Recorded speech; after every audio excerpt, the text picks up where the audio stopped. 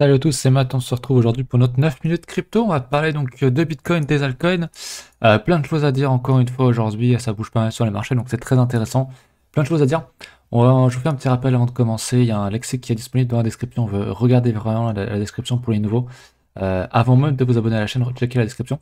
Il y a plein de ressources, donc lexique, un document sur la stratégie de trading qu'on a écrit, un document sur la liste des indicateurs qu'on utilise. Beaucoup nous demandent pour le Vegas, mais en fait c'est tout écrit dans la description dans le gros documentaire qui est linké. Donc allez checker ça, il y a vraiment full ressources. Vous avez également un lien qui explique un petit peu le coaching pour rejoindre les élèves qui sont déjà depuis maintenant quasiment un mois. Donc voilà, n'hésitez pas à checker la description, très très important. Bitcoin. Bitcoin. Intéressant comme bougie qu'on fait actuellement en hebdomadaire. On évoquait le fait les jours précédents qu'on laisse une mèche finalement sur ce gros mouvement qui s'est fait en quelques heures. Pour l'instant, c'est le cas. On a l'air très loin du 50%. Idéalement, il faudrait qu'on close au-dessus du 38,2%. Donc, clôture dimanche soir à surveiller. Si on close au-dessus du 38,2, ça serait quand même vraiment très très bon. Après, en soi, on pourrait close sur le niveau de support qui est ici. Ça serait pas plus mal non plus. Donc, sur les 38 000. Ça va être vraiment à surveiller. On va regarder ça un peu plus en détail en daily.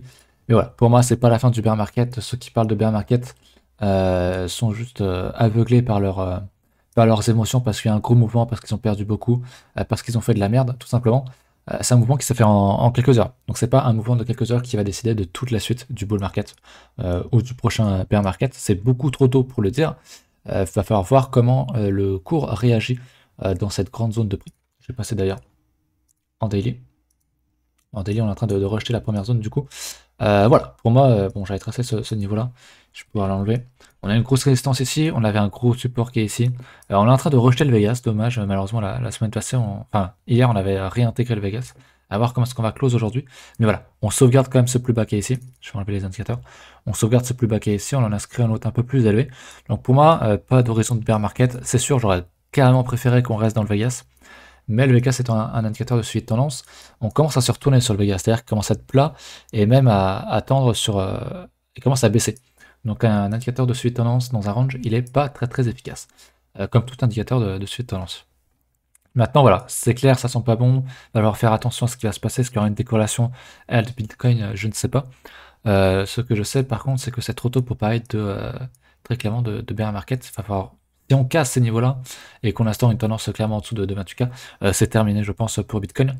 Après, ça le ferait retracer peut-être jusqu'à 61,8 ou aller chercher encore des niveaux beaucoup plus bas, ce qui historiquement enchaîne derrière sur un bear market, mais on peut très bien rebondir derrière.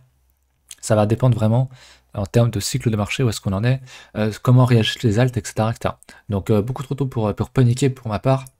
C'est sûr que c'est pas plaisant de voir ce genre de choses, mais on va pas faire les chiottes ici et on va pas, comment dire, on va pas être soumis de nos émotions à cause d'un mouvement qui s'est fait en un jour et même en quelques heures.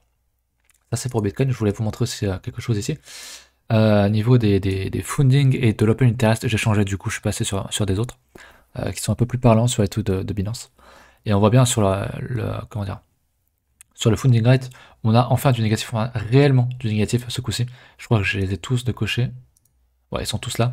Même si j'enlève, hein, si je laisse juste Binance, comme je le fais d'habitude. Voilà, si j'ai juste Binance, on voit bien qu'on est quand même très très bearish et ça n'a rien à voir avec le niveau, avec la crise Covid. Je veux dire, on est quand même bien plus bas. On a eu vraiment un réel mouvement de panique. Et je pense du coup que c'est aussi pour ça que les gens sont très bas. Parce qu'il y a eu une journée historique, hein, on a pris moins 30% je crois. On a moins 50% depuis le top, donc c'est une grosse correction. Il y a beaucoup de gens qui sont en panique, qui sont en train de FOMO à l'avance.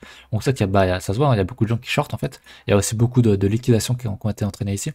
Mais même, je le voyais en 15 minutes, il y avait encore un funding qui était extrêmement négatif en fait. On va regarder, je sais pas si c'est encore le cas aujourd'hui. Voilà, on a encore un funding qui est extrêmement négatif. Donc bon, je trouve ça un petit peu exagéré. Pour moi, c'est du FOMO, à voir comment est-ce qu'on va réagir. Je ne veux vraiment pas qu'on casse ce pivot-là. Si on casse ce point-là, ça serait vraiment pas bon. Mais entre-temps, on peut très bien, je dirais, recorriger. On le verra plutôt sur ma charte ici. Voilà, sur du 1 heure, on bute hein, sur des résistances, on avait une divergence, je crois. Voilà, divergence baissière classique, hein, on fait un plus haut sur le squeeze momentum, on fait un plus bas sur le cours, sur résistance. On avait tout ce qu'il nous fallait, un repérage spot. Et le shoot, c'était un trade théorique intéressant. Je disais donc qu'on pourrait très bien venir rechercher une petite résistance en dessous. Si je fais ça bien, retracement, voilà. On pourrait très bien venir rechercher le 38.2.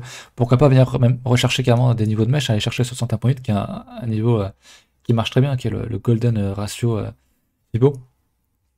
Qui marche très bien, qui ferait vraiment paniquer tout le monde et qui le referait rentrer short, je pense. Parce que si on retombe à 33 000, je pense qu'il y a un bon paquet de monde qui va flipper. En dehors, enfin je veux dire, alors que ça serait plutôt une très bonne opportunité d'achat. Bien sûr, si le risque est bien géré, hein, si tu mets un stop en dessous ici, tu peux espérer d'ailleurs un risque très très important. Donc voilà, on parle juste statistique, que le trade réussisse ou pas. On s'en fout finalement, il faut juste mettre les stats de son côté, bien encadrer son risque et tout ira bien. Donc voilà, pour l'instant, les sous-résistances, on bute 2-3 fois dessus. Donc si on y retourne, je pense que ça cassera à la hausse. Mais avant, on fait un petit peu peur aux gens en cassant voilà, différents lots. On va prendre les stops des gens. À voir comment tout ceci évolue. Mais ouais, on pourrait très bien range aussi. C'est vrai que c'est un truc qu'on m'a dit en coaching ce matin. On pourrait très bien range, faire des trucs comme ça pendant plusieurs semaines, mois, hein, parce qu'on a quand même une belle structure ici en daily, mais ça se voit maintenant sur de l'hebdomadaire. Donc oui, trop tôt pour dire quoi que ce soit. Mais pour moi, on avait quand même une très bonne zone de rachat. C'est un niveau qui statistiquement pardon, se payait sur Bitcoin et sur les altcoins. C'est pareil, beaucoup de gens sont en mode est-ce que l'alt season est encore d'actualité? Bah oui. Le scénario qui a invalidé tout ça, c'était quoi? C'était un retour dans le range, voire une cassure vraiment des plus bas ici. On a fait des grosses mèches, mais pour l'instant, on tient les ranges. Donc tant qu'on close en hebdomadaire dans ces niveaux, il n'y a aucun problème. Je prends la MB. Donc là, je prends vraiment les niveaux des petites altes, hein, des small caps. Lui, c'est pareil, il a fait une très très grosse mèche, vraiment une mèche vraiment sale, s'il veut bien s'afficher, le WTC. Il a pas l'air de vouloir. Mais lui, voilà, on a fait vraiment une très très grosse mèche en dessous, mais on a bien racheté tout ça, c'était juste du FOMO. On vient chercher la liquidité, et on repart, hein, c'est pareil, sur Bitcoin, là, il y a le nombre de gens qui se sont fait liquidité, c'est monstrueux, c'est de la liquidation en cascade, hein, t'as plein de stops qui sont enchaînés. Et puis voilà, on aurait pu mettre d'ailleurs, mais je suis même assez étonné qu'on n'ait pas cassé ces niveaux-là, ne serait-ce qu'en mèche, parce que là, il doit y avoir un max de liquidité sous ces lots ici. Enfin bref, on verra bien comment la situation évolue. On vous tiendra au courant évidemment, mais pour moi et comme pour Tilt, hors de question de vendre long terme son Bitcoin en spot, parce que clairement on n'est pas, on n'a rien qui nous dit que c'est la fin sur Bitcoin, que c'est le bear market, etc., etc. Encore une fois, je tiens quand même à le repréciser évidemment. Au niveau des altcoins en dehors des sheets, si on regarde Ethereum, ETC, ADA, ce que vous voulez, tu peux pas parler de bear market sur deux bougies rouges en fait. Concrètement, le bottom a été posé par cette structure, tu peux pas dire que c'est la fin comme ça là-dessus aussi vite. C'est beaucoup trop tôt. Je crois qu'on a retracé 50%, un truc comme ça. Si je regarde ça, que je me mets en linéaire, alors on voit pas grand-chose. C'est bien ce ratio-là.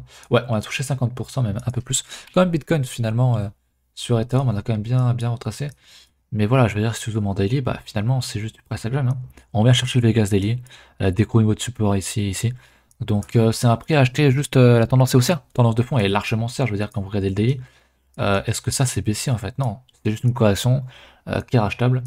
Tu sais gérer ton risque, etc. Pour moi, c'est quand même assez intéressant. Là où tout le monde panique, bah tu achètes le sang des gens. Ça a toujours été comme ça sera toujours comme ça, hein, les marchés financiers. Les gens paniquent, vendent, pensent que c'est la fin, ça y est. Ils rangent les espoirs de Lamborghini, et puis en fait, tu ravales tout. Et derrière, je serais pas étonné non plus qu'on fasse un V-bottom, qu'on fasse un truc comme ça. Je doute fortement qu'on fasse une belle structure en hebdomadaire, quelque chose comme ça, qui casse un bon niveau, qui serait beau comme ça. J'en doute fortement. À mon avis, ça va être, voilà, on a liquidé beaucoup de monde, et derrière, on va tout racheter, et on va repartir à type V-bottom, hein, comme on le fait bien souvent sur les marchés de manière générale. J'allais dire sur les marchés peu liquides, mais sur les marchés de manière générale. Le V-bottom arrive quand même assez souvent, et le Vegas permet souvent de bien isoler ces niveaux. Voilà. Je pense que j'ai assez parlé, j'espère que vous avez apprécié la vidéo. Pensez à checker la description, plein de documentation. Encore une fois, le coaching qui est disponible. On commence à bien se roder, on va bientôt parler aussi du coaching individuel. Donc restez branchés, on en reparle très très bientôt. Allez, j'espère que vous avez aimé la vidéo, on se retrouve demain pour une vidéo sur les altcoins avec Tilt. Allez, salut!